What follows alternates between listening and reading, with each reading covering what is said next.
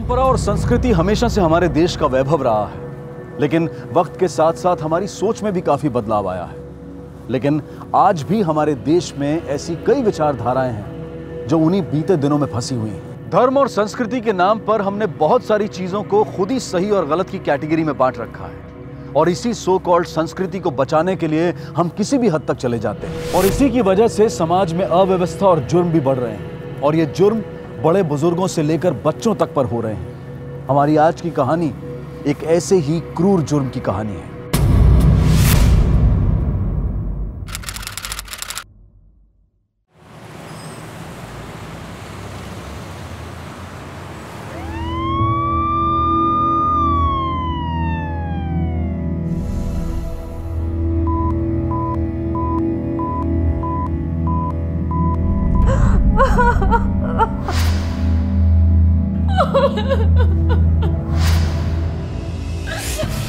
अस्मी, मत रो।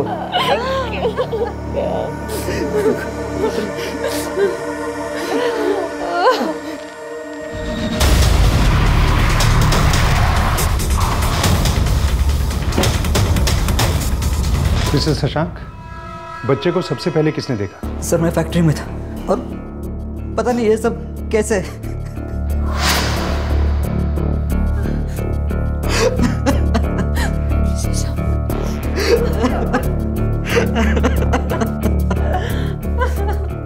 कोई बात नहीं, आप संभालिए अपने आप को।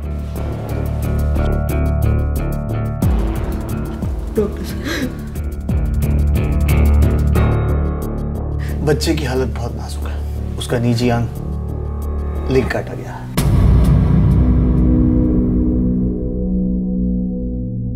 मेरा बच्चा, कोई उसके साथ ऐसा कैसे?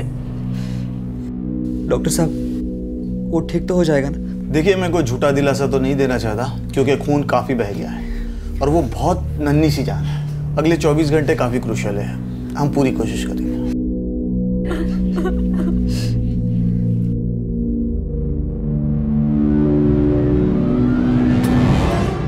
बंधीकरण यानी कि कैस्ट्रेशन जैसी क्रूर घटना, और वो भी एक नन्ही सी जान के साथ, सुनकर ही रूह कांप जाए। लेकिन एक नवजात के साथ ऐसी क्रूरता कौन कर सकता है? और सबसे बड़ा सवाल है क्यों? और इस क्यों का जवाब ढूंढने में पुलिस को बहुत मुश्किल आने वाली थी।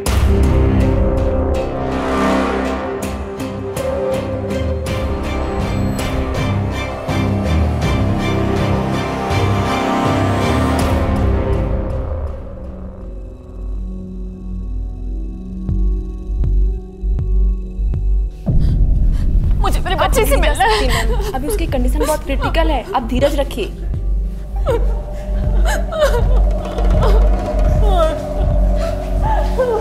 सर फैक्ट्री में थे सर, बीवी ने फोन करके बताया कि हमारा छोटा बच्चा आविक।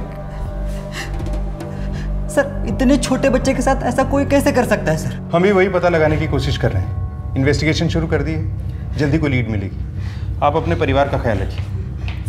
मेडिकल से ये दवाई ले आइए तुरंत। जी सर।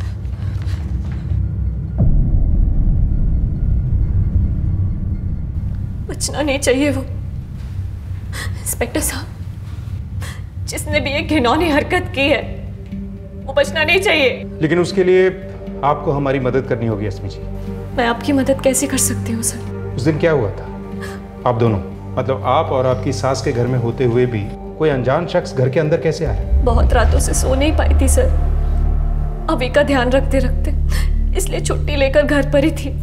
और जब अभी सो गया,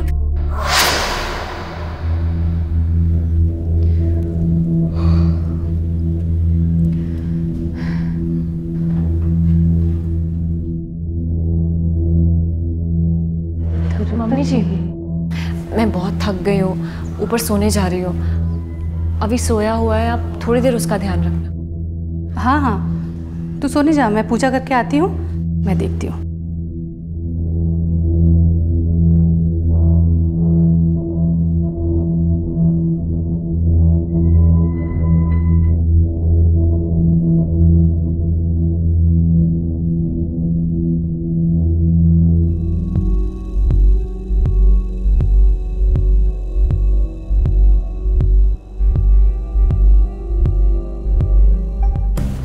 मम्मी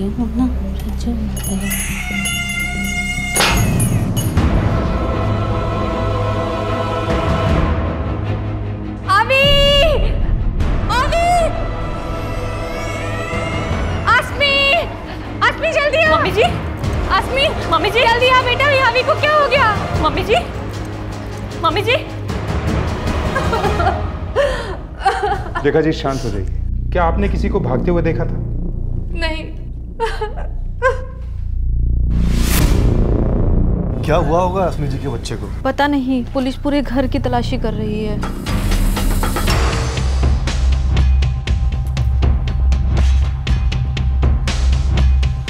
रश्मि, इसे फॉरेंसिक के लिए भेजा।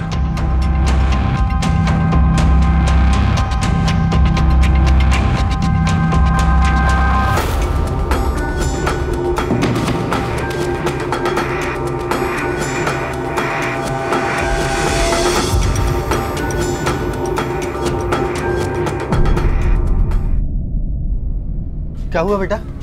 पता नहीं पापा, पुलिस आई हुई है।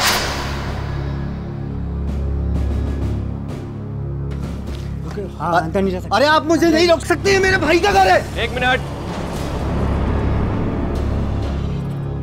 क्या प्रॉब्लम है आपको? ये मेरे भाई का घर है। देखिए, आपके भाई और उसकी पूरी फैमिली अभी सिटी हॉस्पिटल में। आप लोग चाहें तो वहां जाके मिल सकते हैं। अंदर मत आइए, आने मत देना किसी को।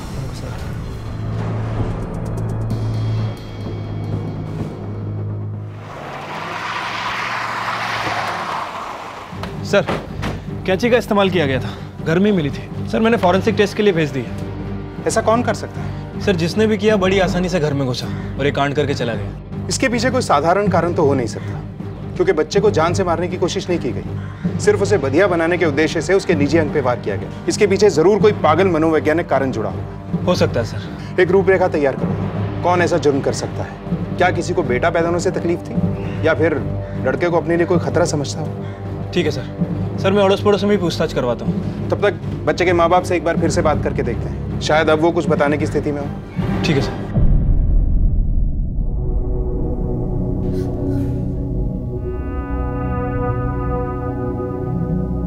आसमी, तुम घर जाके फ्रेश हुआ। हम सब हैं ना यहाँ पर। पता नहीं हमारे बच्चे के साथ कोई ऐसा कैसे कर सकता है। और वो किन्नर भी तो हो सकते हैं जो हमारे अभी के जन्म के बाद आए थे।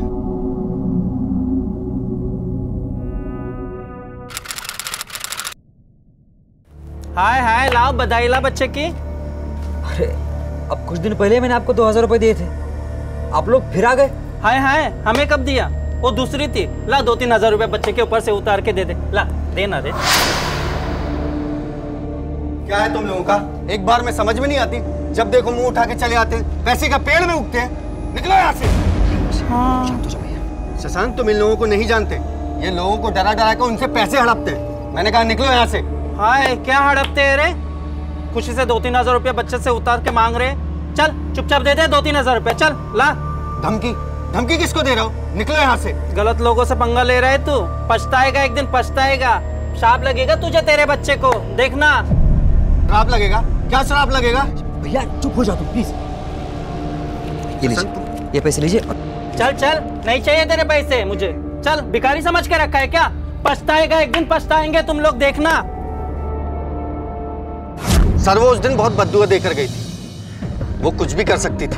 उसके बारे में तो पता चल ही जाएगा, लेकिन वो घर के अंदर कैसे घुसी, जो अंदर से बंद था, और कोई रास्ता भी नहीं है घर में आने का। ये घर की चाबी किसी और के पास भी होती है क्या? हाँ, एक चाबी मेरे घर पर है, लेकिन सिर्फ उस दिन मेरे बच्चे घर पर थे। मैं और हर्षनी तो ऑफिस गए हुए थे। आपके बच्चों की उम्र क्या है? मेरा बेटा मानव 13 साल का है और पिंकी 6 साल की।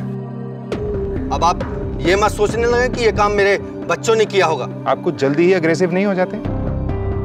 बच्चों से पूछताछ तो करनी होगी।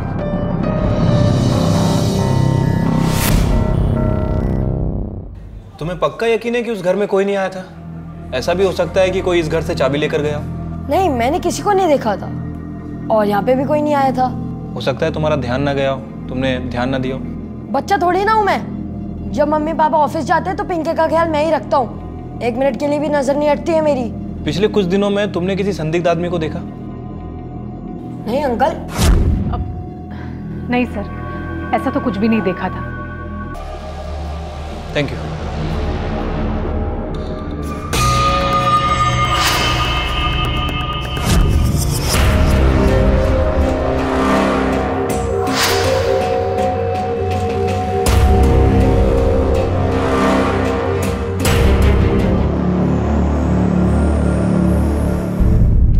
सर, अड़ोस पड़ोस में तो सब कुछ नॉर्मल ही लग रहा है। किसी के पास ऐसा कुछ करने की कोई ठोस वजह नहीं रख रही है। परिवार में बेटा होने की वजह से भी कोई जलन वाला मामला नहीं लग रहा है। काफी इज्जत है शशांक की कॉलोनी में। और उसका भतीजा मानव?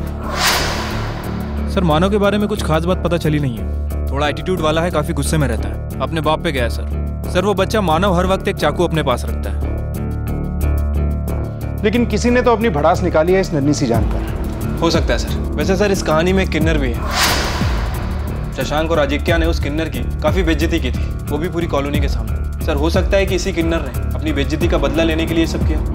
इस वक्त शक हमें सभी पे करना है। पता करो ये कहाँ मिलेगी। सर, मैंने खबरियों को अलर्ट कर दिया, जल्दी उसके बारे में पता चल जाएगा। और मानव के बारे में भी पता करो। हो सकता है उसने किया।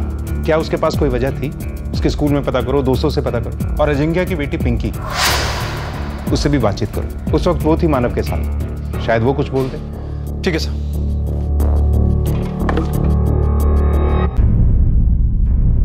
बेटा, घबराने की कोई जरूरत नहीं है। अगर आपको कुछ पता है तो आप हमें बता सकते हो।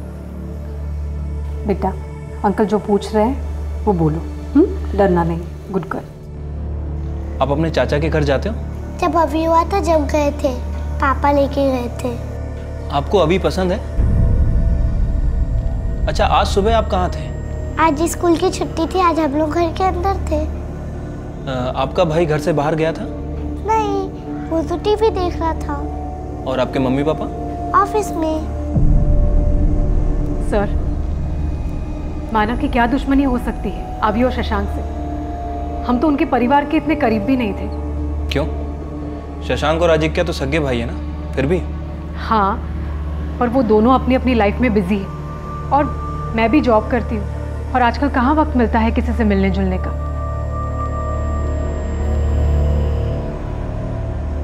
कुछ खा लो, खा लो।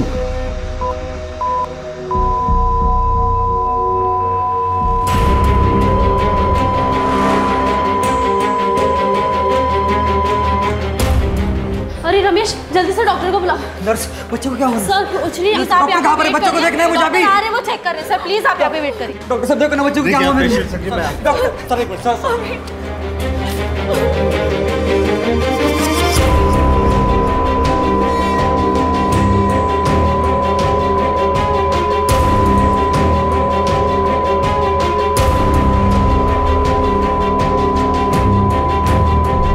दे राजा, कुछ दे दे। छुट्टा नहीं है मेरे पास, अब जा। अरे राजा, भला होगा तेरा। चिकने दे दे, दुआ देंगी मैं तुझे। नहीं तो आगे चल के तेरा एक्सीडेंट हो गया तो। ठीक है ला दे। हाय हाय, भगवान अच्छा रखे।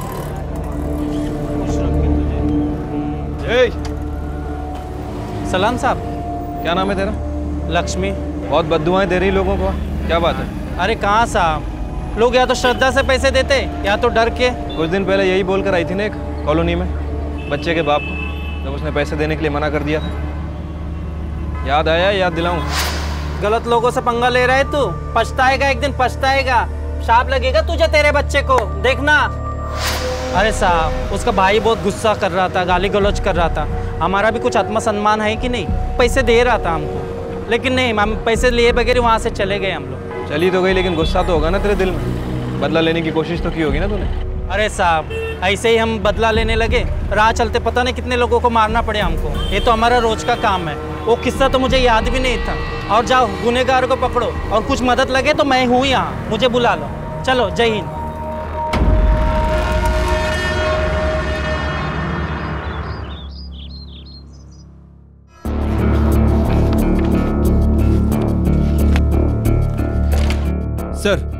सर, उस समय मानव घर में ही था, किसी ने उसे घर से बाहर निकलते हुए नहीं देखा। सर, सैटरडे उसकी स्कूल की छुट्टी भी थी। और सर, वो मानव दूसरे बच्चों को डराने के लिए चाकू रखा है, पर इस केस के साथ उसका कोई लेना देना नहीं है। हमने पूरी छानबीन की है। उस दिन वो अपनी बहन पिंकी के साथ ही था। और लक्ष्मी? सर, लक्ष्मी उस दिन के बाद कॉलोनी में नहीं दिखी, और ना ही उसका कोई साथी। इनफैक्ट वो उस दिन रामनगर में थी। रामनगर में किसी के घर पे कोई बच्चा हुआ था। सर उस दिन के बाद शशांक की कॉलोनी में किसी भी संदिग्ध व्यक्ति को नहीं देखा गया।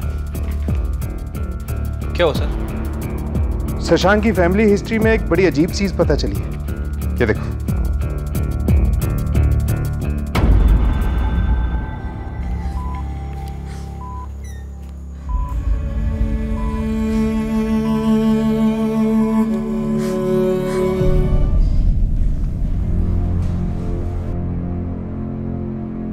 इंस्पेक्टर साहब। अस्मी कहाँ है? जी अंदर है। बुलाइए, हमें उनसे कुछ बात करनी। सर आप मुझसे पूछना, क्या बात है सर? देखिए बेहतर होगा हम उन्हीं से बात कर लें। आप बुलाइए उन्हें। नर्स, अस्मी जी को बुलाइए। जी।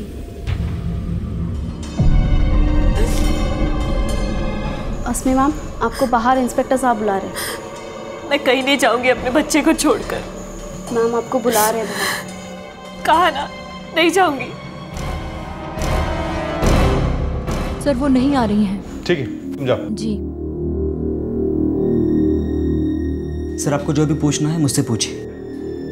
हमने आपकी फैमिली रिपोर्ट देखी है। अभी का जन्म आपकी शादी के 7 महीने के अंदर हुआ है, जबकि अस्मी जी की डिलीवरी प्रीमेच्योर नहीं थी। अस्मी की डिलीवरी की रिपोर्ट के हिसाब से अभी ठीक 9 महीने के बाद पैदा हुआ था। इसीलिए हमें अस्मी से बात करनी है। क्या आपको इसके बारे में पता था? कहीं शादी से पहले अस्मी जी का किसी नहीं सर, बिल्कुल नहीं। सर अस्मी शादी के पहले प्रेग्नेंट थी, लेकिन सर अभी मेरा ही बच्चा है। शादी के पहले मैं और अस्मी रिश्ते में थे। सर जब अस्मी प्रेग्नेंट हुई तो हमने जल्दबाजी में शादी करने का फैसला लिया। सर आप चाहे तो अस्मी से बात पूछ सकते हैं। लक्ष्मी ने कुछ नहीं किया। अस्मी जी का भी कोई अफेयर नहीं था और शशांक भी साफ है। कहीं ऐसा तो नहीं कि हम गलत जगह पे इन्वेस्टिगेशन कर रहे हैं? हम घर के बाहर ढूंढ रहे हैं और मुजरिम घर के अंदर ही हुआ तो? आस पड़ोस वालों से पूछताछ करें, घर वालों के बारे में, खास तौर पे पति पत्नी के बारे में। कोई सुराग तो मिलेगा। Okay sir. पारिवारिक रिश्ते जो एक नजर में तो बिल्कुल सटीक दिखाई पड़ते हैं, लेकिन कभी कभी हम उनके पीछे छुपी भावनाओं को समझ नहीं पाते हैं और अक्सर यही भावनाएं हमारे अंदर अपना घर बना लेती हैं। शशांक के घर के बाहर के सभी लोग अब शक के दायरे से बाहर थे, क्योंकि पुलिस को किसी के भी पास जुर्म का कोई ठोस कारण नहीं मिला था। इसलिए अब घर वाले शक के दायरे में थे। लेकिन घर का कोई बंधियाकरण यानी कि कैस्ट्रेशन जैसा क्रूर काम क्यों करेगा? आस पड़ोस के लोगों से तो यही पता चल रहा था कि शशांक का परिवार एक हंसता खेलता परिवार है और पति पत्नी भी बच्चे से बेहद प्यार करते हैं। लेकिन तभी पुलिस के सामने एक और नजरिया आया। सर वैसे तो उन दोनों के बीच में कोई प्रॉब्लम नहीं था। इसके अलावा और कुछ कभी बताया उसने अपनी शादी के बारे में? कुछ खास नहीं सर, बस उसे थोड़ा पैसे का प्रॉब्लम था। उसने शादी भी जल्दी कर ली थी और बच्चा भी। हर महीने किसी न किसी से वो उधार मांगता रहता था। पिछले हफ्ते मेरे से 10,000 रुपये लिए हैं। काफ़ी स्ट्रेस में था वो।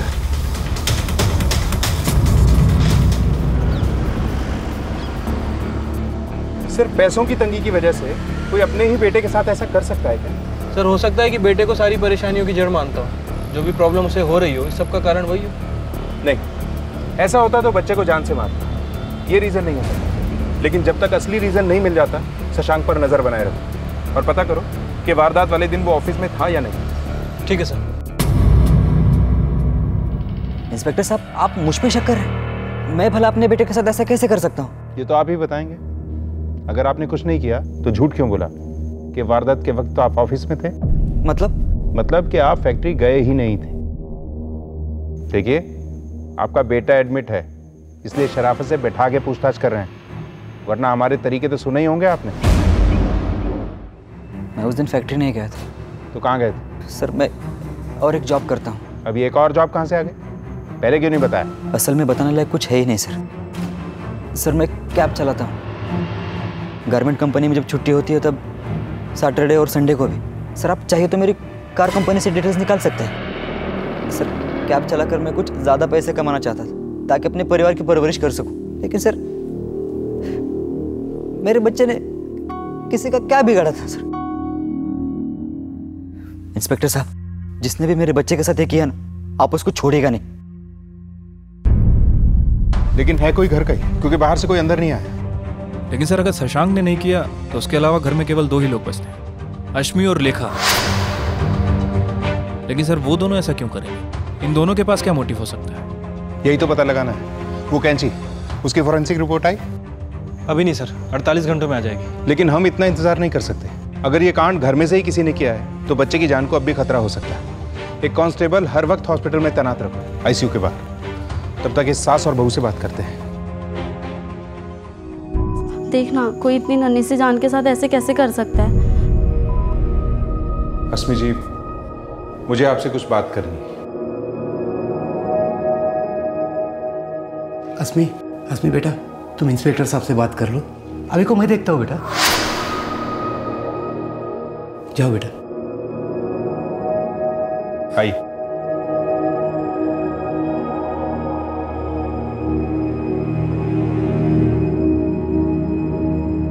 अस्मी जी, हमारी इन्वेस्टिगेशन एक अजीब से मोड़ पर आकर फंस गई। इसलिए मैं आपसे पूछना चाहता हूँ, आपको क्या लगता है इस सब में आपके पतिदेव या सासू माँ का हाथ हो सकता है? ये क्या कह रहे हैं सर आप? ऐसा कैसे हो सकता है? देखिए, हमने सभी संदिग्धों को टटोल कर देख लिया है, कुछ भी नहीं मिला।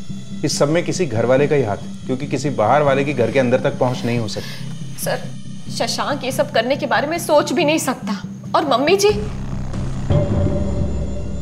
साहब, मेरा बेटा और बहू तो जान छिड़कते हैं अभी पर, वो दोनों ऐसा कुछ नहीं कर सकते साहब। लेखा जी, ठीक से याद करके बताइए, हो सकता है कि आप हमारी कुछ मदद कर सकती हैं। अभी के जन्म के बाद आपके बेटे और बहू में कुछ बदलाव आया?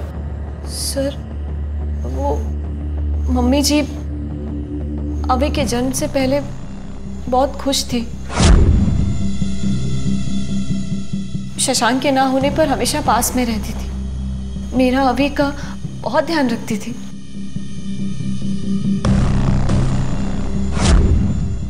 फिर थोड़ी बदल गई, पता नहीं क्यों। अस्मी थोड़ी चिड़चिड़ी हो गई थी, बहुत डिप्रेस रहने लगी थी अभी के जन्म के बाद। कुछ अलग सा बर्ताव करने लगी। अभी का सारा काम मैं करती थी, उसे संभालती थी। मम्मी कुछ ख्याल भी नहीं करती थी। पर आजकल तो ये होता ही है साहब। वो क्या कहते हैं उसे, पोस्टमार्टम डिप्रेशन। हाँ हाँ, शायद वही होगा। पर साहब, मुझे नहीं लगता मेरी बहू ऐसा कुछ कर सकती है। नहीं सर, मम्मी ऐसा नहीं कर सकती।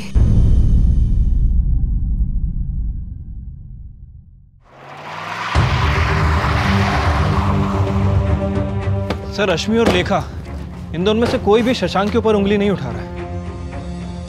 लेकिन कोई प्रॉब्लम तो है, क्योंकि दोनों में से कोई भी एक दूसरे के प्रति शक जाहिर नहीं कर रहा है। सर, ऐसा भी हो सकता है कि बेटे और पति के प्यार में आकर ये दोनों शशांक के ऊपर आंख बंद करके भरोसा कर रहे हैं। सर, ठीक है, जाओ।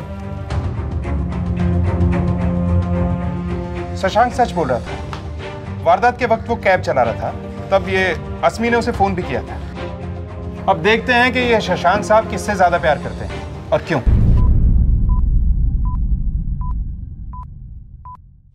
इंस्पेक्टर साहब आए थे, उन्हें शक है कि घर वालों में से किसी ने ये किया है। ऐसा कैसे हो सकता है? अच्छा, मम्मी जी, क्या वो ऐसा कर सकती है? तुम्हें याद है मैंने बताया था कि वो कुछ बदल सी गई है। हाँ? अच्छा,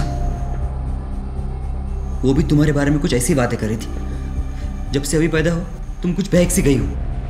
अस्मी, अगर माँ की ये बात मैं मान नहीं सकता तो तुम मेरी माँ के बारे में ऐसे कैसे बात कर सकती हो? वो मुझे दोष दे रही थी। और तुम भी तो मुझे दोष दे रही हो। तुम मुझ पर इल्जाम कैसे लगा सकती बहू? मम्मी जी, अब सच में बदल गई है। पहले तो बहुत ध्यान रखती थी हमारा, अब आपको प्रॉब्लम है ना हमसे, तभी ऐसे बर्ताव कर रही है हमारे साथ। हाँ? हाँ? 1 मिनट, क्या लगा रखा ये? हॉस्पिटल है, तमीज से रहिए। डॉक्टर साहब, अभी कैसे है? अस्मी जी, जब तक वो यूरिनेट नहीं करता हम कुछ नहीं कर सकते। उसकी ज़िंदगी अब भी खतरे में है। हालांकि उसकी सेहत पहले से काफ़ी बेहतर है, पर हमें कंप्लीट रिकवरी के लिए वेट करना होगा। आपको क्या लगता है दोनों में से कौन हो सकता है? सर, आप प्लीज़ मुझे और मेरे फैमिली को बख्श दीजिए। सर, वो टेंशन में आकर एक दूसरे पे इल्ज़ाम लगा रही है। देखिए, मैं जानता हूँ कि इन दोनों के अलावा और कोई नहीं हो सकता है। और सर, मैं ये भी जानता हूँ कि इन दोनों में से किसी ने भी नहीं किया है। सर, एक तरफ मेरे बच्चे की माँ है और सर दूसरी तरफ मेरी अपनी माँ है। सर, वो दोनों ऐसे सोच भी नहीं सकते।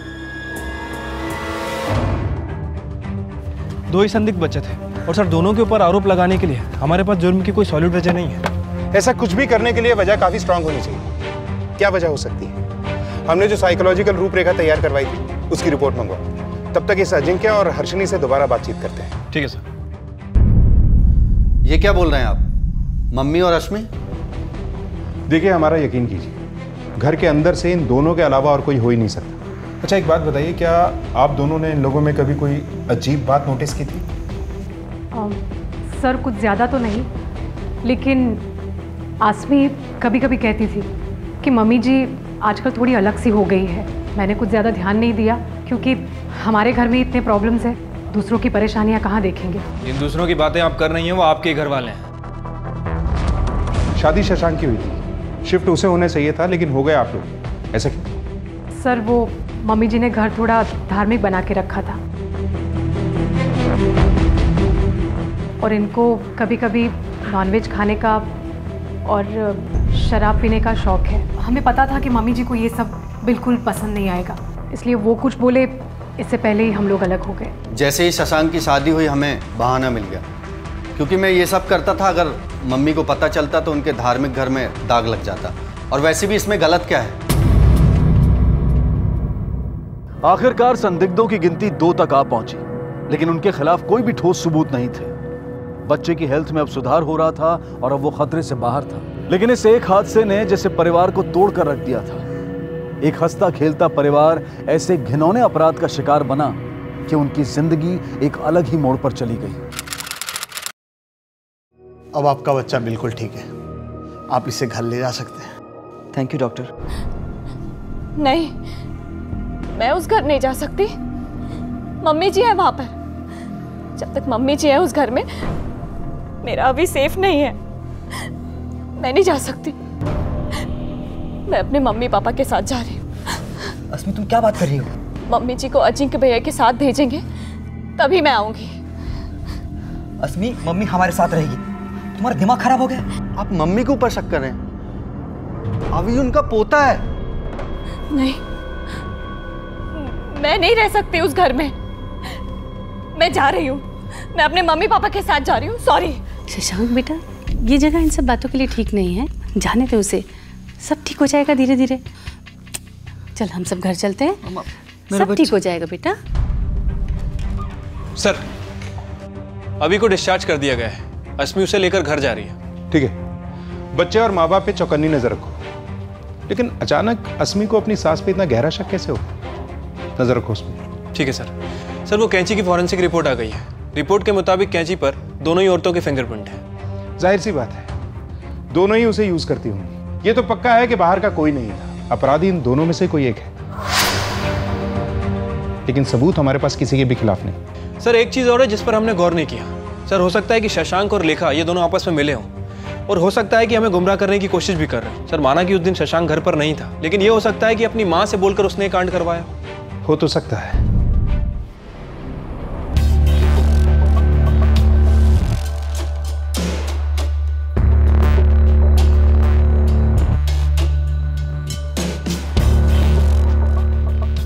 शशांक, चाय ठंडी हो रही है बेटा।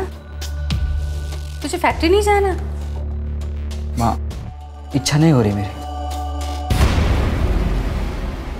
शशांक, ये सब जिंदगी का हिस्सा है। तुझे सबसे अपने आप को संभाल कर रखना होगा ना। हम सब है ना, सब ठीक करेंगे। चलो उठ।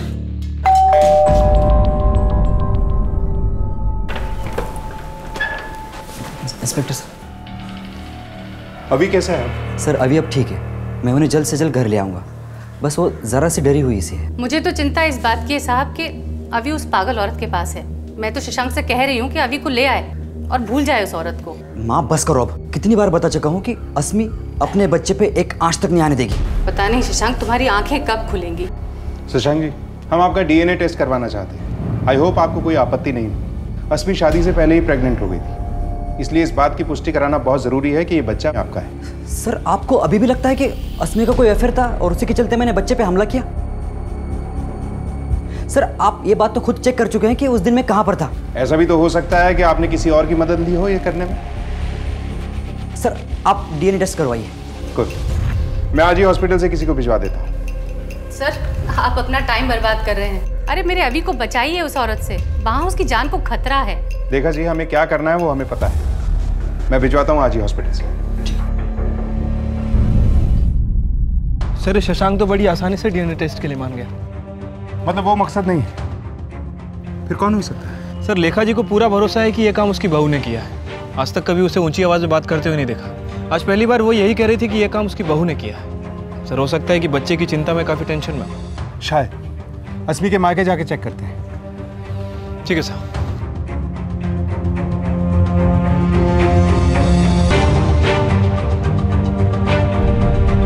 मैं जितना ही इस बारे में सोचती हूँ उतना ही मेरा फैसला पक्का होता जाता है। मम्मी जी के रहते हुए अभी वहाँ सुरक्षित नहीं है।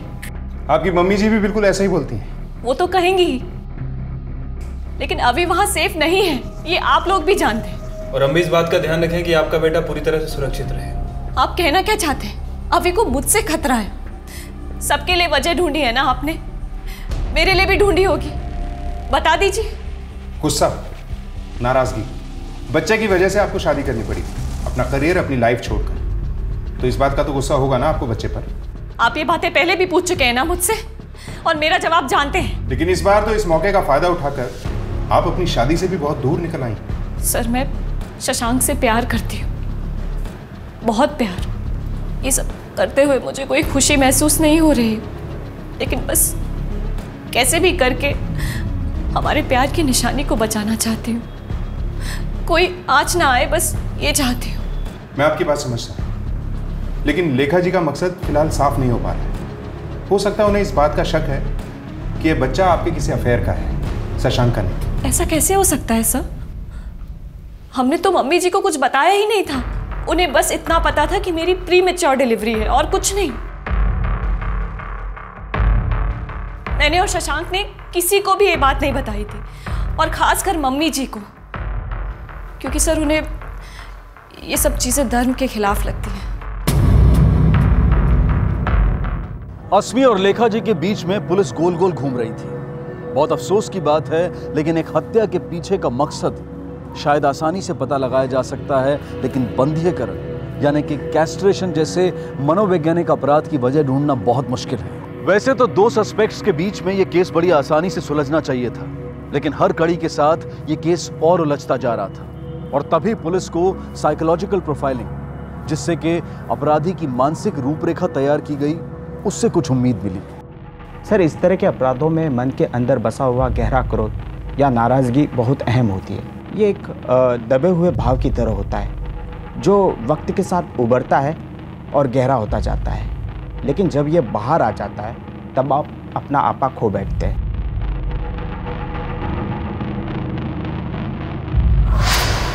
सर लेखा जी को पूरा भरोसा है कि ये काम उसकी बहू ने किया है। आज तक कभी उसे ऊंची आवाज में बात करते हुए नहीं देखा। आज पहली बार वो यही कह रही थी कि ये काम उसकी बहू ने किया है। सर हो सकता है कि बच्चे की चिंता में काफी टेंशन में। अस्मी जी आपको बाहर इंस्पेक्टर साहब बुला रहे। मैं कहीं नहीं जाऊंगी अपने बच्चे को छोड़कर। मैम आपको बुला रहे हैं। कहा ना, नहीं जाऊंगी। सर वो मम्मी जी अभी के जन्म से पहले बहुत खुश थी, पर कुछ दिनों बाद कुछ अलग सा बर्ताव करने लगी। ये सब मम्मी जी की वजह से हुआ है। अरे अभी होने के बाद तो ये उससे चिड़चिड़ करने लगी थी। मैं चिड़चिड़ करती थी कि आप कर रही थी? मैं तो शशांक से कह रही हूँ कि अभी को ले आए और भूल जाए उस औरत को। यस। क्या हुआ सर?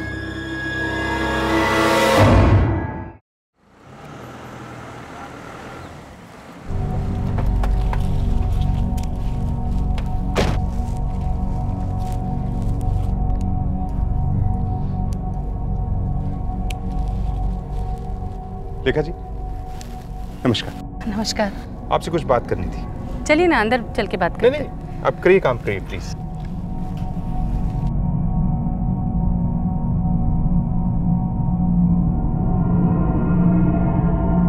खराब पत्ते काट रही हैं आप शायद।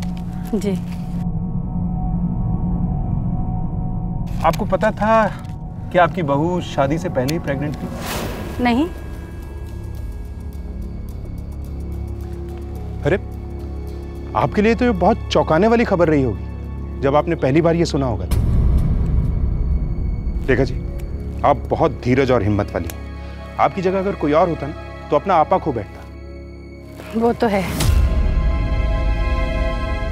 अरे सरासर गलत बात है, पाप है। समाज ऐसे बच्चे को स्वीकार करेगा? परिवार के नाम का क्या होगा? और आप, अरे समाज को क्या जवाब देंगे आप? और आपकी आंखों के आगे पनपता रहेगा ये पाप। पाप तो है, और हमारी धार्मिक अस्मिताओं के भी खिलाफ है, हमारे सम्मान के खिलाफ है, किसी की भी सहनशीलता के परे है। अधर्म है ये, सरासर अधर्म है साहब। हाँ, और ऐसे घर में जिसे आपने इतने वर्षों से इतना पवित्र रखा, अचानक एक बच्चा आता है और सब कुछ बर्बाद। इसीलिए तो शुद्ध कर दिया उसका लिंग काट कर। मेरे बेटे और बहू ने तो मुझे बताया भी नहीं कि बहू शादी से पहले से प्रेग्नेंट थी। 15 दिनों में उन्होंने मुझे ये खुशखबरी सुना दी।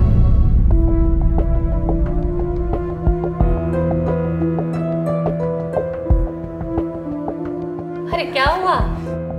क्या बात है, कुछ बोलोगे भी?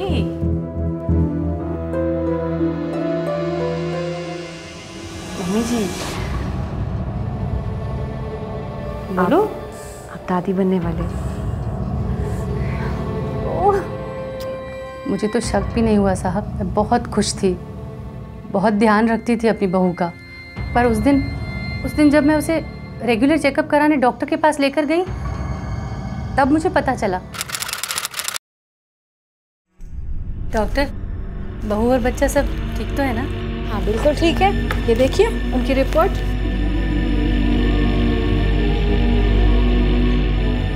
डॉक्टर, ये बच्चा कुछ ज़्यादा जल्दी बड़ा नहीं हो रहा? जल्दी तो नहीं, 5 महीने में बच्चे का इतना ही विकास होता है।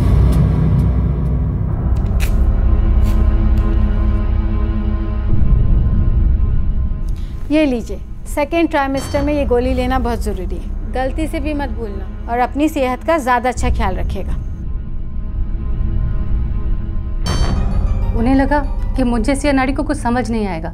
मैंने बहुत सोचा, मैं सब समझ चुकी थी। वो बच्चा एक कलंक था मेरी बहू पर और मेरे परिवार पर। उसके साथ तो यही होना था। उस दिन जब अस्मी उसे सुलाकर सोने गई,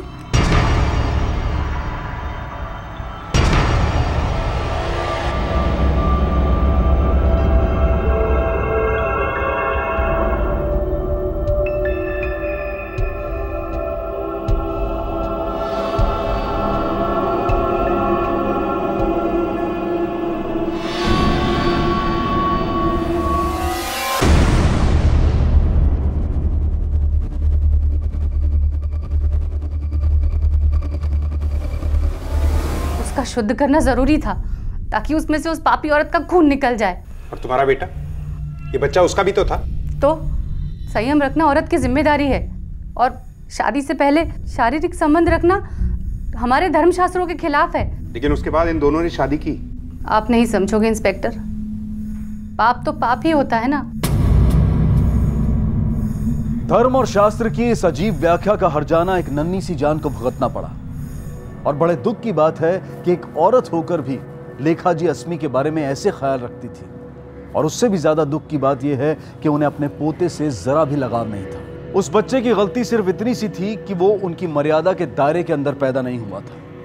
लेकिन ये दायरे बनाने का हक हमें देता कौन है? और इन सब बातों में उस नन्ही सी जान अभी का क्या दोष था? दादी और पोते के अटूट रिश्ते पर यह किस्सा हमेशा के लिए एक काला अध्याय बनकर रहेगा। अस्मी, मुझे माफ कर दो। मुझे नहीं पता था कि मेरी माँ इस। इट्स ओके शशांक, इसमें तुम्हारी गलती नहीं थी।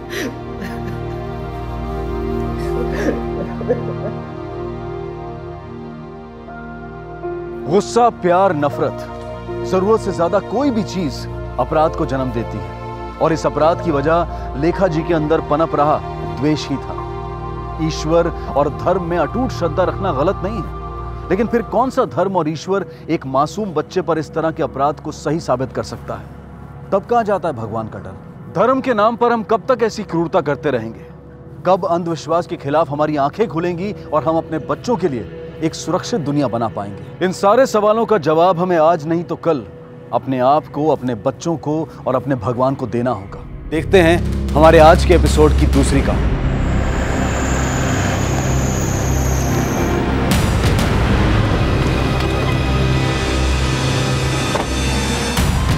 हटिए साइड में हटिए।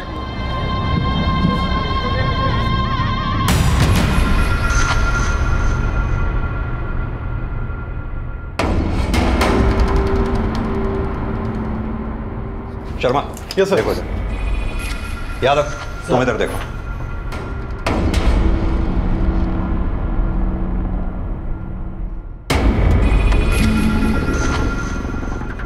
दीक्षित। सर।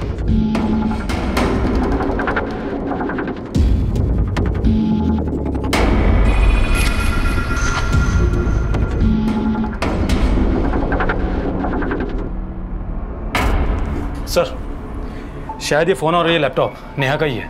सारे एविडेंसेस इकट्ठा कर लो। सर।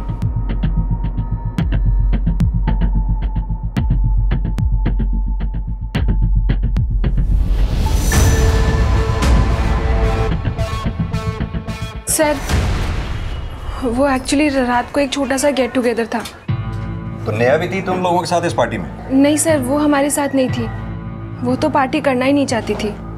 वो तो कल रात से अपने कमरे में ही थी। नेहा कल रात से अपने कमरे में थी, तो फिर बालकनी से नीचे कैसे गिर गई? सर, हम सब लोग कल रात यहाँ हॉल में पार्टी कर रहे थे। हमें तो वॉचमैन ने आकर बताया कि नेहा बालकनी से। सर, मुझे तो लगता है कि शायद नेहा ने सुसाइड किया है। सुसाइड? सर, नेहा काफी टाइम से डिप्रेशन में थी। कल मैंने उसे कहा पार्टी ज्वाइन करने के लिए, लेकिन उसने कुछ खास रिस्पॉन्ड नहीं किया। नेहा, तुझे पता है ना मैंने हाउस पार्टी रखी है। चल जल्दी से रेडी हो जा। सर, जब से नेहा का जॉब छूटा था तब से वो गुमसुम रहने लगी थी। ये नेहा जॉब कहाँ करती थी? Sir, Neha AP news channel में रिपोर्टर थी, लेकिन कुछ टाइम पहले उसका जॉब छूट गया। एपी न्यूज़ की एक्स रिपोर्टर नेहा बिष्ट की रहस्यमयी ढंग से मौत हो गई है और शायद माना जा रहा है नेहा ने अपने ऊपर लगे आरोप से हताश होकर आत्महत्या कर ली। ये न्यूज़ रिपोर्टर्स को आपने बुलाया? नहीं सर, विकी ने इन्फॉर्म किया था। ये भी एक जर्नलिस्ट है। सर, मैं और नेहा बैचमेट्स थे। हम दोनों ने मास मीडिया का कोर्स साथ में ही किया था। आप लोगों के साथ कल रात कोई और भी था यहाँ पार्टी में? जी सर, कल रात 3 बजे तक अभय यहीं था, फिर वो चला गया था। अभय कौन? सर, नेहा का बॉयफ्रेंड। मैंने उसे इन्फॉर्म कर दिया, वो अभी आता ही होगा। नेहा की फैमिली या किसी रिश्तेदार को इन्फॉर्म किया आप लोगों ने? नहीं सर, एक्चुअली मुझे उनके बारे में कुछ ज़्यादा पता नहीं है। बस इतना जानती हूँ कि नेहा का नेटिव प्लेस रोहतक है। शायद अभय को उनके बारे में कुछ पता होगा। सर, अमृता कह रही है कि नेहा ने सुसाइड किया है, लेकिन नेहा के रूम से तो कोई सुसाइड नोट मिला ही नहीं। सर, इस फ्लैट के ओनर मिस्टर बग्गा से मेरी बात हुई। उन्होंने बताया कि अमृता के इस फ्लैट से रोजाना शोर शराबे की काफ़ी आवाज़ें आती थी और अमृता का अक्सर नेहा से भी झगड़ा होता रहता था। सोसाइटी में अमृता के नाम से काफ़ी कंप्लेंट्स हैं। नहीं सर, मेरा ऐसा कोई बड़ा झगड़ा नहीं था नेहा के साथ। हम दोनों रूममेट से तो कभी कभी छोटी मोटी अनबन हो जाया करती थी। कुछ छिपा तो नहीं रही ना आप हमसे? नहीं सर, ऐसा कुछ भी नहीं है।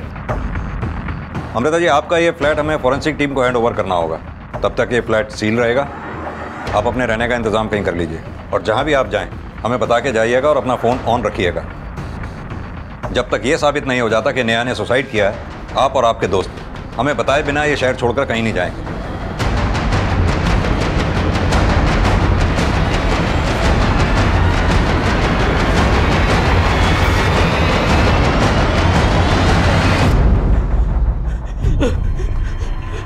अमृता, अमृता कैसे हो गया? अमृता क्या हो गया? अमृता नहीं पता, नेहा ने कब और कैसे कर लिया। आप कौन?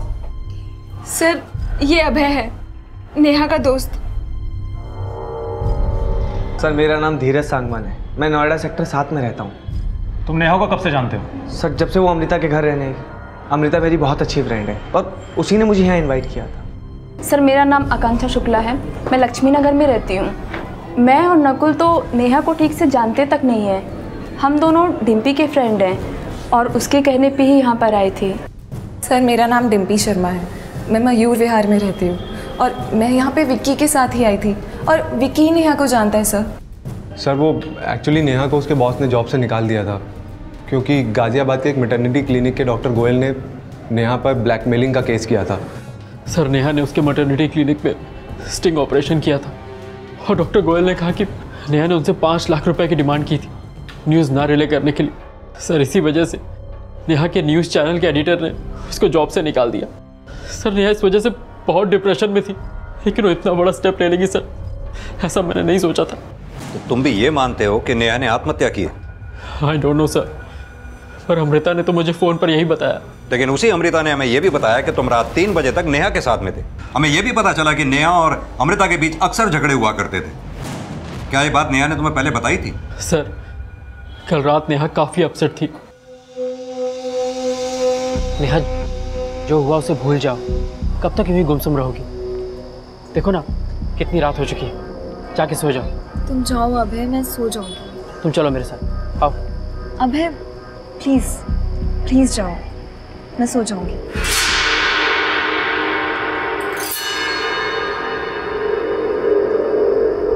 जब तुम यहां से गए तो नेहा बालकनी में ही थी? जी सर, पर वो अमृता की वजह से नहीं, अपनी जॉब को लेकर अपसेट थी। नेहा को कब से जानते हो? सर, करीबन 4 साल से हम दोनों रिलेशन में थे। कैसा रिलेशन? मेरा मतलब तुम दोनों शादी करने वाले थे? सर, शादी के बारे में तो अभी तक हमने नहीं सोचा था। नेहा के पेरेंट्स को पता है तुम दोनों के रिलेशन के बारे में? जी सर, नेहा ने हम दोनों के बारे में अपने पेरेंट्स को बताया था। उन्हें इन्फॉर्म किया तुमने? अभी तक तो नहीं सर।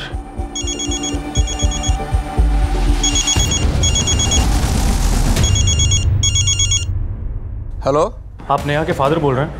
हाँ बोल रहा हूँ, आप कौन? मैं सब इंस्पेक्टर वरुण दीक्षित बोल रहा हूँ।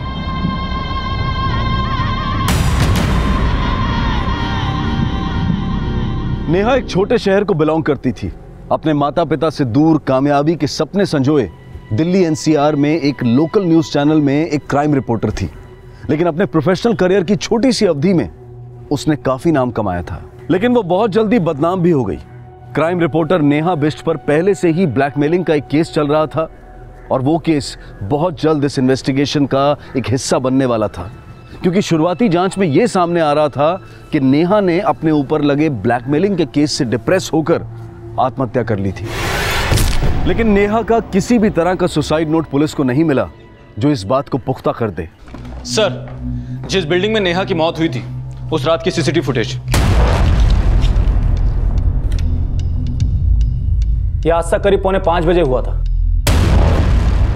और यहाँ देखिए सर, 3:15 बजे नेहा के बॉयफ्रेंड अभय को बिल्डिंग कंपाउंड से बाहर जाते हुए देखा गया था। सर मैं टेक्निकल एक्सपर्ट से नेहा का मोबाइल ऑन करवाया तो मालूम चला कि उसके मोबाइल से सारे मैसेजेस और कॉल हिस्ट्री डिलीटेड है। सर, अगर नेहा को सुसाइड ही करना था तो अपने मैसेजेस और कॉल हिस्ट्री डिलीट क्यों करती? नेहा ने सुसाइड किया ये तो सभी बोल रहे हैं, लेकिन नेहा के साथ जब ये हादसा हुआ तो नेहा की फ्रेंड अमृता और उसके बाकी दोस्त पार्टी मना रहे थे। नेहा के साथ जॉब का इशू था ये तो पता करो ही, साथ में अमृता और बाकी फ्रेंड्स सभी को इन्वेस्टिगेट करो, शायद इस केस में कोई लीड मिले। सर बाहर नेहा के पेरेंट्स आए। सर माना कि नेहा परेशान थी क्योंकि उस पर झूठे एलिगेशन लगाए गए थे, पर वो अपने आप को जल्दी इनोसेंट साबित करने को भी कहती थी। सर वो बहुत स्ट्रांग लड़की थी, सुसाइड तो कभी भी नहीं कर सकती। आपकी आखिरी बार नेहा से कब बात हुई थी? सर 3-4 दिन पहले ही हमारी नेहा से बात हुई थी। हम तो उसे सब कुछ छोड़कर वापस रोहतक आने के लिए कह रहे थे, पर उसने मना कर दिया। पापा, अगर मैं बिना कुछ किए पलट गई तो दुनिया तो यही समझेगी ना कि मैं गलत थी। मैं जानता हूँ कि तू कभी कोई गलत काम कर ही नहीं सकती, पर बेटा ये सब हुआ कैसे? पापा, उस डॉक्टर ने मुझ पर गलत एलिगेशंस लगाए हैं, पर मैंने कभी नहीं सोचा था कि हमारे एडिटर भी मेरे साथ विश्वासघात करेंगे। नेहा को नर्सिंग होम के डॉक्टर आकाश गोयल और नेहा के बॉस राघव सिंह दोनों ने मिलकर कॉन्स्पिरेसी का शिकार बनाया है। सर, डॉक्टर से पैसा लिया राघव सिंह ने और फंसा मेरी बेटी को दिया। एपी न्यूज की एक्स रिपोर्टर नेहा बिष्ट की रहस्यमय ढंग से मौत हो गई है और शायद माना जा रहा है कि नेहा ने अपने ऊपर लगे आरोप से हताश होकर आत्महत्या कर ली है। सर, गाजियाबाद के गोयल मैटरनिटी क्लिनिक के डॉक्टर आकाश गोयल ने 4 मार्च को नेहा पे ब्लैकमेलिंग का केस फाइल किया था। उसने नेहा पे एलिगेशन लगाया था कि नेहा ने उसके क्लिनिक में फेक स्टिंग ऑपरेशन किया, जिसके बेस पे नेहा ने उससे 5 लाख रुपए मांगे और सर उसने धमकी भी दी थी कि अगर उसने नेहा को पैसे नहीं दिए तो नेहा उस फुटेज को रिले करवा देगी। और सर ये भी पता चला है कि नेहा जिस न्यूज़ चैनल के लिए काम करती थी वो न्यूज़ चैनल वाले नेहा की मौत को सुसाइड बता के रिले कर रहे हैं। उनका कहना है कि नेहा खुद को कभी सही साबित नहीं कर पाई, इसलिए फ्रस्ट्रेशन में आके उसने सुसाइड कर लिया। ये न्यूज़ चैनल वाले किसी भी केस की कोई भी कहानी बनाकर दिखा देते हैं। ये नेहा बिष्ट के बॉस राघव सिंह से जाके मिलो, देखो क्या कहता है। सर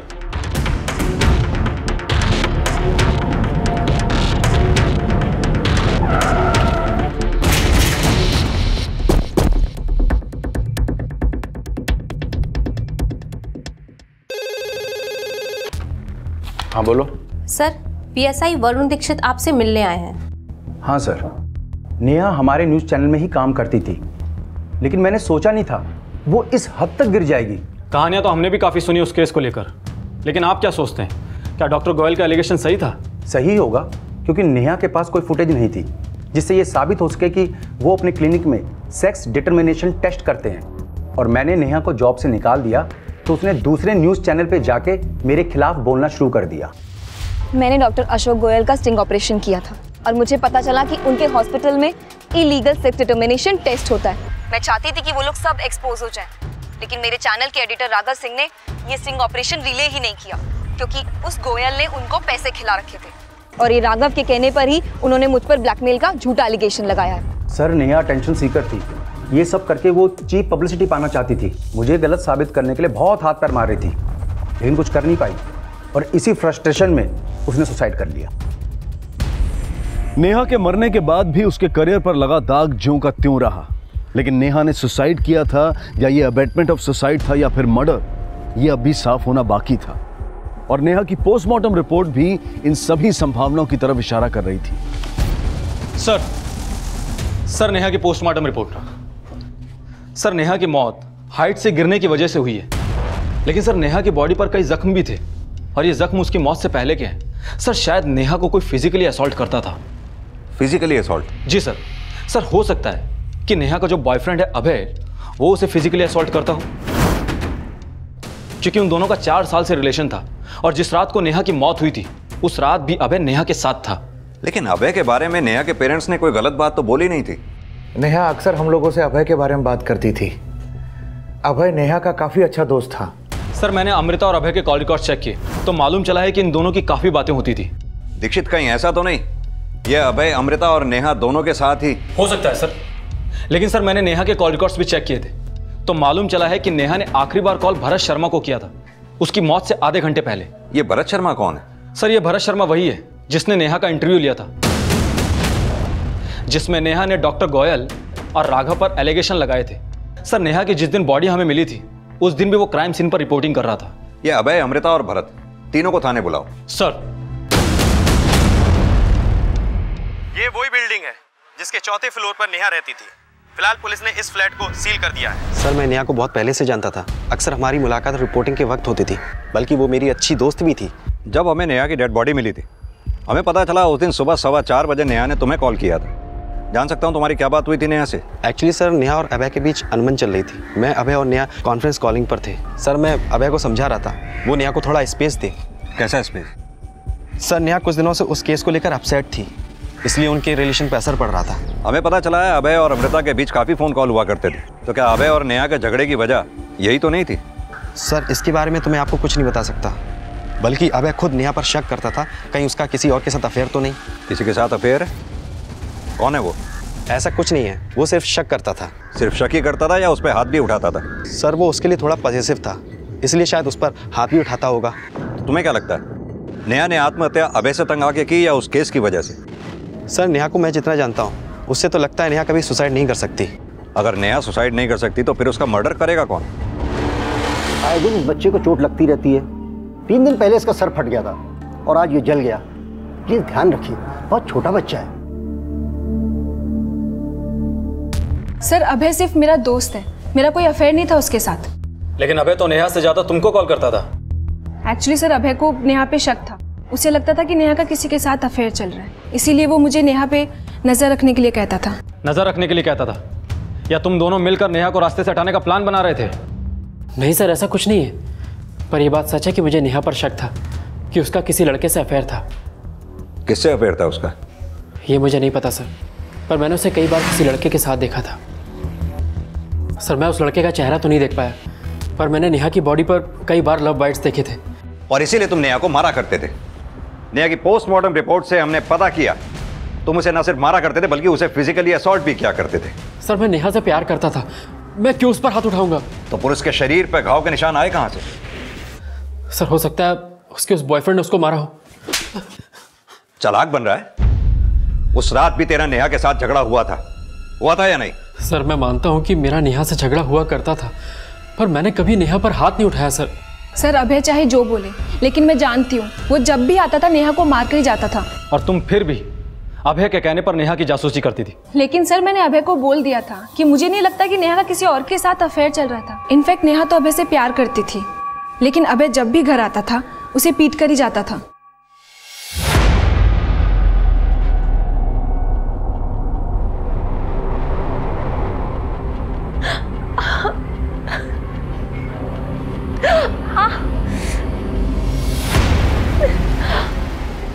नेहा, क्या हुआ? अमृता, क्या हुआ बता? अमृता, अभय ने मुझे बहुत मारा। सर नेहा एक नंबर की झूठी थी। अमृता क्या वो सबसे यही झूठ बोलती थी कि मैं उसको मारता रहता हूँ, जबकि सर सच ये है कि मैंने उस पर आज तक हाथ नहीं उठाया। लेकिन लाश तो नेहा की ही मिली ना। लेकिन सर जब ये हादसा हुआ मैं तो वहाँ था ही नहीं। सर मैं आपको उस दिन अभय के बारे में बताना चाहती थी, और मुझे तो ये भी लग रहा था कि शायद नेहा ने अभय से तंग आकर सुसाइड कर ली। अगर नेहा ने सुसाइड किया है तो नेहा के फोन से मैसेजेस और कॉल हिस्ट्री किसने डिलीट की? सर नेहा अपने मैसेजेस और कॉल हिस्ट्री डिलीट कर दिया करती थी ताकि मुझे पता ना चल सके वो किससे बात करती थी। हमने नेहा के कॉल रिकॉर्ड स्टडी किए, पता चला कि नेहा भरत शर्मा और विकी के अलावा और किसी से बातें नहीं करती थी, और तू किसी तीसरे की ही बातें कर रहा है। सर भरत पर तो नहीं, पर विक्की पर मुझे शक था। सर नेहा को उस दिन जिस लड़के के साथ मैंने देखा वो विक्की था या कोई और मुझे नहीं पता, पर उस रात पार्टी में विक्की था। सर अभय सिर्फ शक करता था, लेकिन कभी प्रूव नहीं कर पाया कि मेरा नेहा के साथ कोई अफेयर है। नेहा को मैं बहुत अच्छे से जानता हूँ, उसका किसी के साथ भी कोई अफेयर नहीं था। अभय बेवजह उस पर शक करता था और उसको मारता भी था। सर उस रात भी अभय ने नेहा को मारा था? उस रात का तो मुझे कोई भी आइडिया नहीं। हम सब लोग बाहर पार्टी कर रहे थे और नेहा और अभय पूरा टाइम रूम में थे।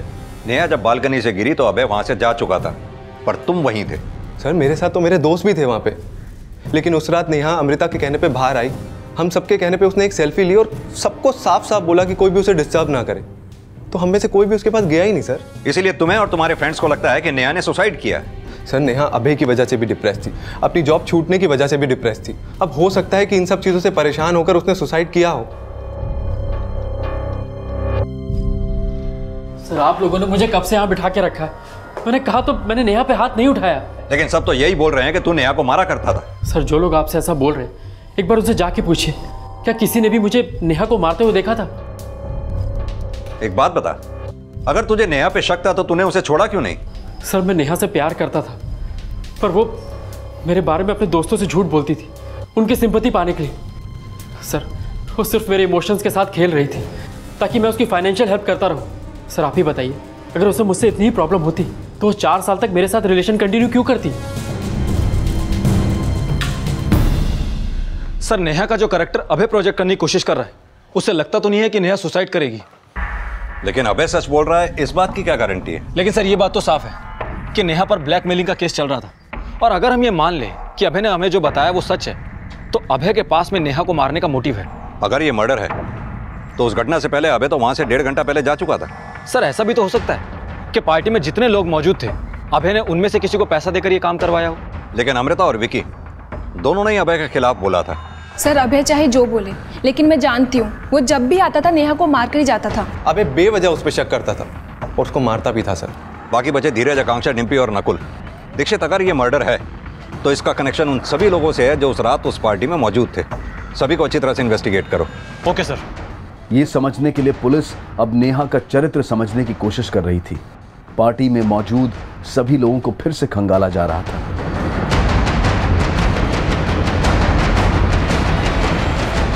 लेकिन नेहा के माता पिता अभय के बयान को झूठा बताकर यह दावा कर रहे थे कि नेहा कभी सुसाइड नहीं कर सकती। सर हमें नहीं मालूम था कि अभय नेहा पर ऐसा घटिया आरोप लगाएगा। लेकिन क्या नेहा ने आपको कभी बताया था कि उसे फिजिकली असॉल्ट किया जा रहा था? नहीं सर, उसने हमसे कभी कुछ नहीं बताया। वो अपनी तकलीफ कभी हमसे शेयर नहीं करती थी। ये भी तो हो सकता है कि नेहा को अभय असॉल्ट ना करता हो, कोई और करता हो। आपको क्या लगता है, क्या नेहा की लाइफ में अभय के अलावा कोई और भी था? सर क्या बात कर रहे हैं आप? नेहा अभय से बहुत प्यार करती थी, पर हमें क्या मालूम था कि राघव सिंह और डॉक्टर गोयल के अलावा अभय ने भी नेहा की नाक में दम कर रखा था।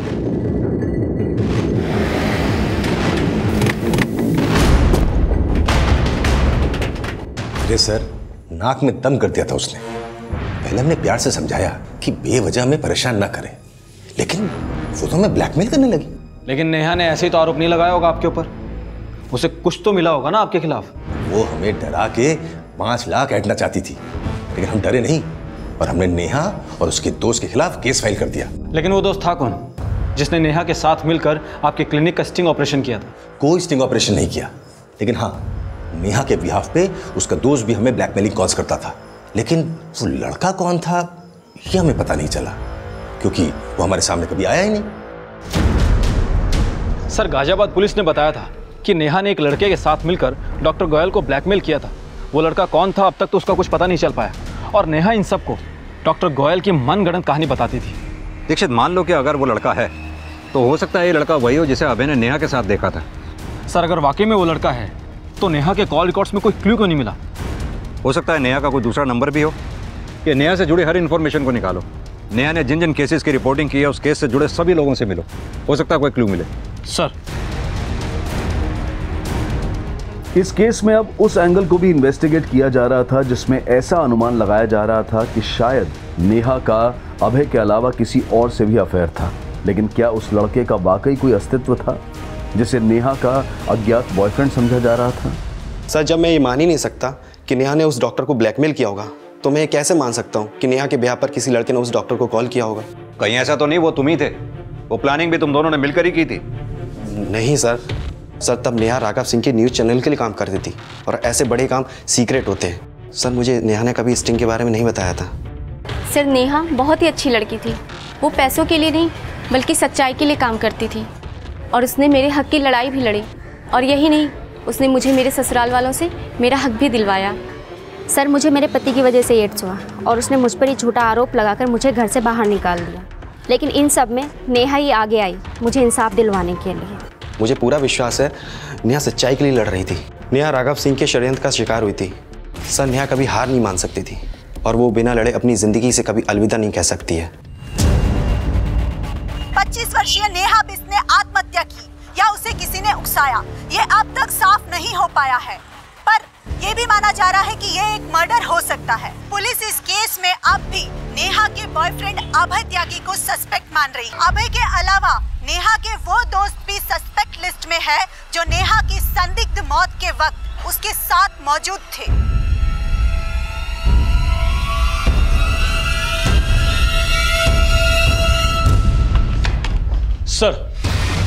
सर, नेहा का अभय के अलावा किसी और से अफेयर था ये तो मालूम नहीं चला है। लेकिन सर, मैंने विक्की के कॉल रिकॉर्ड चेक किए तो मालूम चला है कि आज से 10 दिन पहले तक विक्की की राघव सिंह से बात हुआ करती थी। दीक्षित, कहीं ऐसा तो नहीं कि राघव ने ही विक्की को नेहा को मरवाने के लिए हायर किया हो? क्योंकि राघव सिंह को यह डर था कि कहीं नेहा उसे एक्सपोज ना कर दे। सर, मैं मानता हूं मैं राघव को फोन करता था, लेकिन मैंने राघव के कहने पे नेहा को नहीं मारा सर। तो फिर राघव को फोन क्यों करता था? सर, मैं राघव को ही नहीं बल्कि उसके चैनल में बाकी रिपोर्टर से भी बात करता था फोन पे सर, क्योंकि मैं राघव के चैनल में जॉब करना चाहता था। क्यों?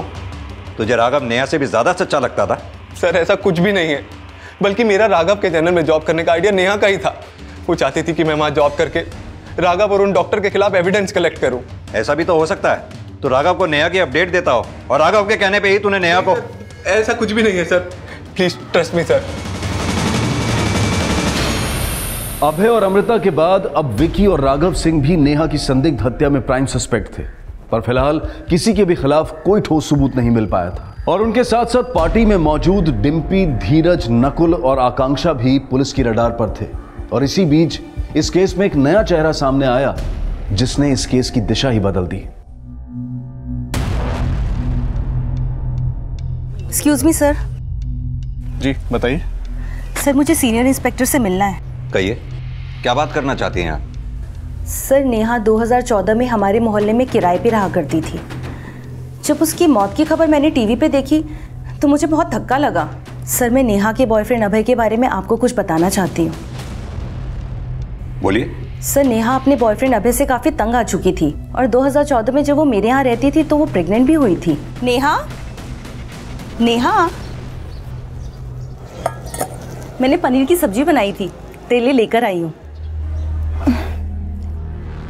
क्या हुआ बेटा? कुछ नहीं मासी, बस ऐसे ही। सर, नेहा मेरा बहुत आदर करती थी अपना दुख दर्द सब मुझसे बांटती थी। तभी उसने मुझसे कहा था कि अभय उससे शादी करने के बजाय उसका फिर से अबॉर्शन करवाना चाहता है। फिर से मतलब? सर, अभय पहले भी उसका अबॉर्शन करवा चुका था और इसी वजह से नेहा इधर उधर कई घर बदल चुकी थी। और 2014 में जब वो प्रेग्नेंट हुई थी तो इस बार वो बच्चा गिराना नहीं चाहती थी। बेटा तू घबरा मत, तू ये बात अपने पेरेंट्स को क्यों नहीं बताती? नहीं मासी, लोग बहुत परेशान हो जाएंगे। लेकिन अभय तुझसे शादी ही नहीं करना चाहता तो तू इस बच्चे को कैसे रखेगी? नहीं मासी, अभय मुझसे शादी करे या ना करे, मैं इस बच्चे को जन्म जरूर दूंगी। और फिर सर कुछ दिनों के बाद नेहा बिना अभय को बताए चंडीगढ़ शिफ्ट हो गई। उसके जाने के बाद अभय यहाँ आता था उसके बारे में पूछने के लिए, पर नेहा ने मुझे कुछ भी बताने के लिए मना किया था। नेहा चंडीगढ़ में किसके पास गई थी? सर ये तो उसने कभी नहीं बताया, लेकिन हाँ उसका फ़ोन आया करता था। वहाँ चंडीगढ़ में उसने एक बेटी को जन्म दिया था। बेटी को जन्म दिया था? जी सर। फिर अचानक ही उसने कांटेक्ट करना बंद कर दिया और अब अचानक उसकी मौत के बारे में पता चला। और ये भी पता चला कि वो अभय से अभी भी टच में थी, तो मुझे बहुत हैरानी हुई। कैसी हैरानी? सर नेहा ने ही मुझसे कहा था कि वो अभय से कोई रिलेशन नहीं रखना चाहती, और ऐसा कभी सुनने में भी नहीं आया कि उसकी और नेहा की शादी हुई हो। नेहा ने अभय से शादी तो नहीं की? हाँ, अगर नेहा ने अभय के बच्चे को जन्म दिया था तो फिर वो बच्चा है कहाँ? श्रुति!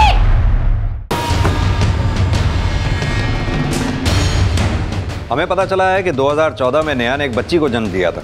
क्या नेहा ने आप लोगों को बताया था इस बारे में? नेहा किसी बच्चे को जन्म कैसे दे सकती है? सर ये सरासर झूठ है। देखिए, नेहा जहाँ चंडीगढ़ में रह रही थी वहाँ की एक लेडी के मुताबिक नेहा ने दिसंबर 2014 में एक बच्ची को जन्म दिया था। उस दौरान या उससे पहले क्या आप लोग मिले थे नेहा से? नहीं सर, जून 2014 में तो चंडीगढ़ एफएम में जॉब करती थी नेहा।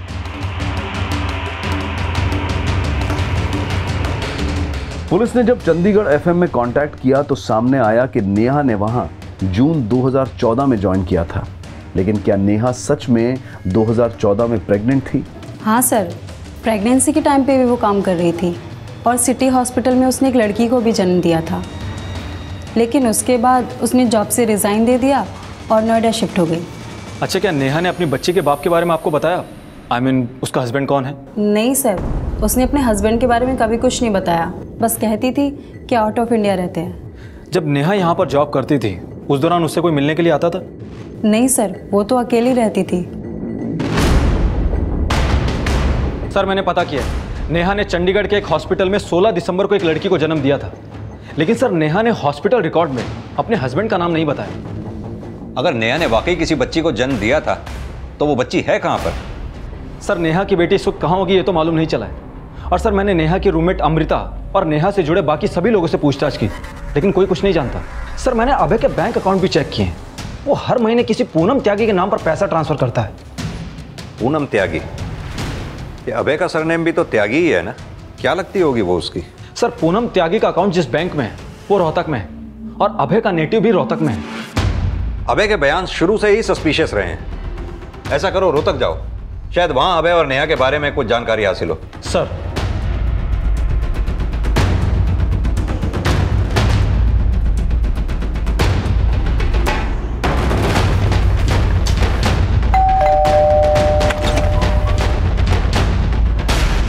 जी? अभय त्यागी का घर यही है? जी हाँ, लेकिन वो नोएडा में रहते हैं। आप अभय त्यागी क्या लगती है? जी हम उनकी पत्नी हैं। आपका नाम? जी पूनम त्यागी। ये बच्ची किसकी है?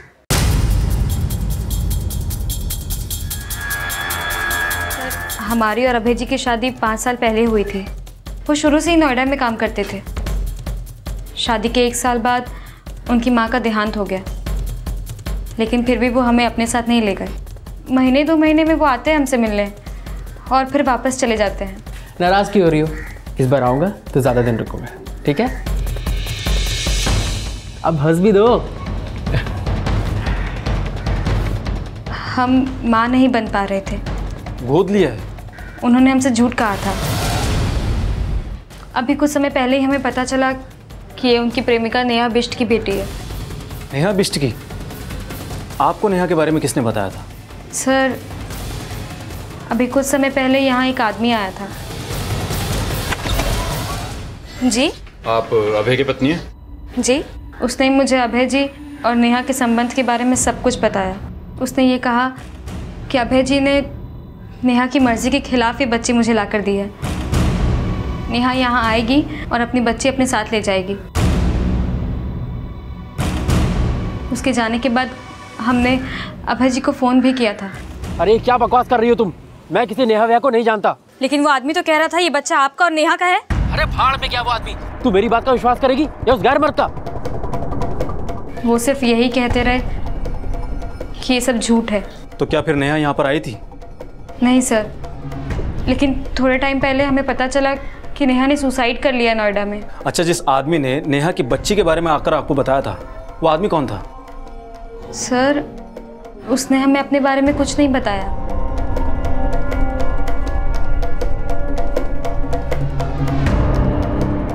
इनमें से कोई था? नहीं सर। अच्छा, उस आदमी का आप स्केच बनवा सकती हैं? जी।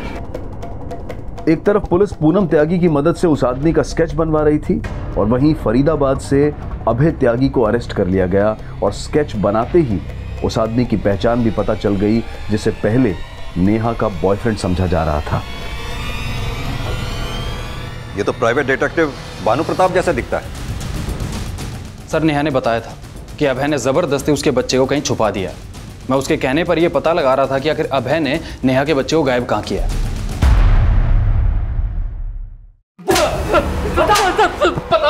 बोल, नेहा को तूने ही मारा है ना? बोल। सर, बताता हूँ सर, बताता हूँ सर। चल बता। सर, वो मेरी और नेहा की ही बच्ची थी। सर, मैं नहीं चाहता था कि वो बच्ची जन्म ले, पर नेहा मुझे बिना बताए चंडीगढ़ भाग गई और 2015 में जब वो नोएडा वापस आई तो आकर मुझसे मिली। सर, मुझे डर था कि नेहा मुझे कभी भी एक्सपोज कर सकती है, इसलिए मैंने उसको झांसे में लेकर उसको झूठ बोला और उस बच्ची को वहाँ से गायब कर दिया और बच्ची अपनी बीवी को दे दी। उसको बोला कि मैंने इसे अडॉप्ट किया है। और नेहा को जब ये पता चला कि उसका बच्चा तेरे पास है तो नेहा को मरवा दिया? सर, मैं मानता हूँ कि मुझे पता था कि भानु की मदद से नेहा को सब पता चल गया था, लेकिन सर उस रात मैंने नेहा को सिर्फ धमकी दी थी और कुछ नहीं।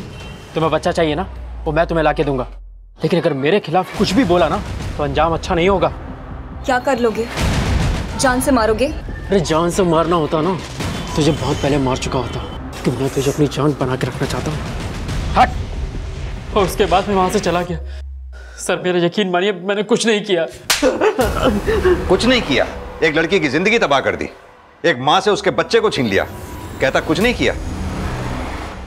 जो लड़की बिना शादी किए, बिना पिता के नाम के एक बच्ची को जन्म देने की हिम्मत जुटा सकती है, मुझे नहीं लगता वो सुसाइड करेगी। खासतौर से तब जब उसे यह पता चल चुका हो कि उसकी बच्ची अभय की बीवी के पास है। दीक्षित, मुझे नहीं लगता ये सुसाइड है, ये मर्डर है। लेकिन सर, ये मर्डर अभय ने तो नहीं किया होगा, क्योंकि वो हादसा होने से 1.5 घंटे पहले ही वहां से निकल चुका था और बहुत तोड़ने के बावजूद भी वो यही मान रहा है कि उसने नेहा को मारने के लिए किसी को पैसा नहीं दिया। अगर नेहा के मर्डर में अभय की इन्वॉल्वमेंट नहीं है तो बाकी बचे अमृता, विकी, धीरज, डिम्पी, नकुल और आकांक्षा, इनमें से कोई भी हो सकता है, क्योंकि नेहा के साथ जो कुछ भी हुआ ये सभी उस क्राइम सीन पर उस वक्त मौजूद थे। सर, पूनम जहां रहती थी वहां से पता चला कि वो नेहा की बच्ची को अक्सर मारा करती थी और पिछले 15 दिनों में बच्ची को काफी चोटें भी आई। सर, हमें जब पता चला कि वो बच्ची अभय जी और उनकी प्रेमिका की है तो हमें उससे नफरत सी होने लगी। हम मानते हैं सर कि गुस्से में हमने उस पर हाथ उठाया, लेकिन सर। लेकिन क्या बच्ची से ही नफरत हुई या नेहा से भी? हमें सबसे ज्यादा नफरत अभय जी से है। हमारा बस चलता तो हम उसको मार देते हैं। कहीं नेहा को भी मरवाने में तुम्हारा हाथ तो नहीं है? नहीं सर, हम उसे क्यों मरवाएंगे? दीक्षित, मुझे नहीं लगता इस पूनम का नेहा के मर्डर से कोई कनेक्शन होगा। फिर भी पूनम की सारी एक्टिविटीज पता करो। सर,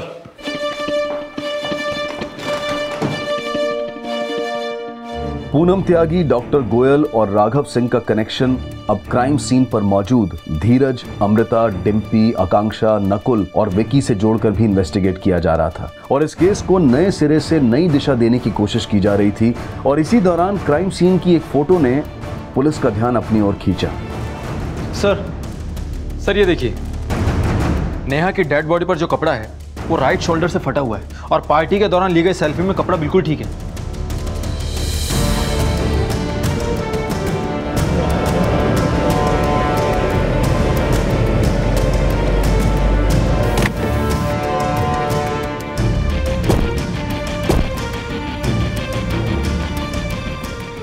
सर ये रेलिंग तो बिल्कुल प्लेन है, इस पर ऐसी कोई भी नुकीली चीज नहीं है जिससे सुसाइड करते वक्त नेहा के कपड़े फट जाए। लेकिन सर अभय का कहना था कि उस रात को अभय और नेहा के बीच में सिर्फ बहस हुई थी, हाथापाई नहीं। सर उस रात मैंने नेहा को सिर्फ धमकी दी थी और कुछ नहीं। लेकिन दीक्षित इतना तो तय है कि नेहा की किसी ना किसी के साथ जरूर झड़प हुई थी। सर पूछताछ के दौरान पता चला था कि अमृता और नेहा के बीच में झगड़ा होता था और अमृता अभय के कहने पर नेहा की जासूसी कर रही थी। हो सकता है कि उस रात को भी अमृता और नेहा के बीच में झगड़ा हुआ हो, या फिर अभय के कहने पर अमृता ने नेहा को मारने की कोशिश की हो और वो उसमें कामयाब भी हो गई हो। सर मैं मानती हूँ कि मेरा और नेहा का झगड़ा होता था, लेकिन सर मैं उसे क्यों मारूंगी? अभय तुम्हें नेहा के जासूसी करने के लिए पैसे दिया करता था, तो ये भी तो हो सकता है कि ये बात नेहा को पता चली हो और अभय के जाने के बाद तुमने नेहा को। नहीं सर, मैं मानती हूँ कि नेहा को पता चल गया था कि अभय मुझे पैसे देता था, लेकिन सर मैंने नेहा के साथ कुछ नहीं किया और मैं पूरे टाइम पार्टी में थी। अगर तुम पार्टी में थी तो कोई तो होगा जो अभय के जाने के बाद नेहा के कमरे में गया होगा। सर सबके कहने पर अभय के जाने के बाद मैं उसके कमरे में गई जरूर थी, लेकिन वो बाहर आई और एक बार सेल्फी खिंचा के वो वापस अपने कमरे में चली गई। सर नेहा के कमरे में जाने के बाद मैं अपने मोबाइल पर पार्टी का वीडियो रिकॉर्ड कर रही थी। आप चाहे तो वीडियो की टाइमिंग चेक कर सकते हैं।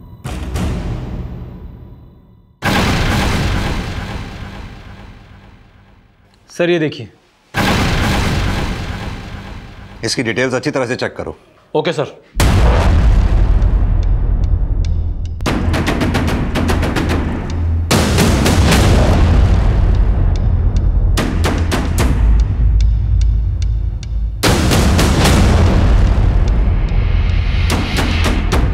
सर आप खाम का मेरे ऊपर चेक कर रहे हैं। नेहा की बॉडी 4:45 बजे बालकनी से नीचे गिरी और हमें पता चला है कि तो 4:30 बजे से 4:45 बजे तक नेहा की पार्टी में नहीं था।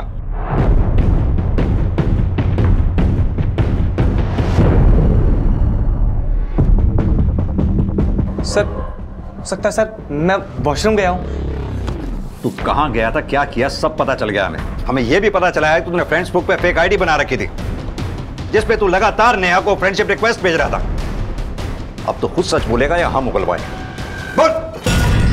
बता दो साहब, उस रात में जब वॉशरूम गया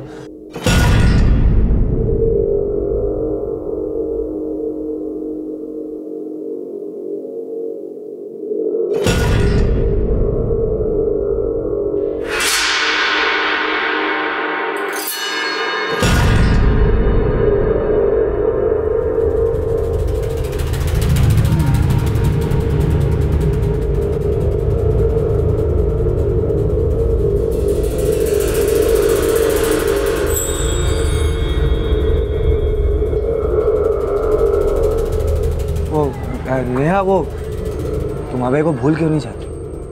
धीरज मुझे अकेला छोड़ दो प्लीज, जाओ यहाँ से। मैं तुम्हें छोड़कर कैसे जा सकता हूँ नेहा? मैं फिक्र करता हूँ तुम्हारी। धीरज तुम होश में नहीं हो, जाओ यहाँ से। नेहा मेरी बात सुन, मैं होश में हूँ Neha. I love you Neha. Dheeraj, Dheeraj जो तुम मुझे बोल रहे हो ना, जाकर अपनी गर्लफ्रेंड अमृता को बोलो, वही तुम्हें जवाब देगी। क्या हुआ, डर लग रहा है? तुम तो बोलोगे नहीं, मैं जाकर सबको सच बताती हूँ।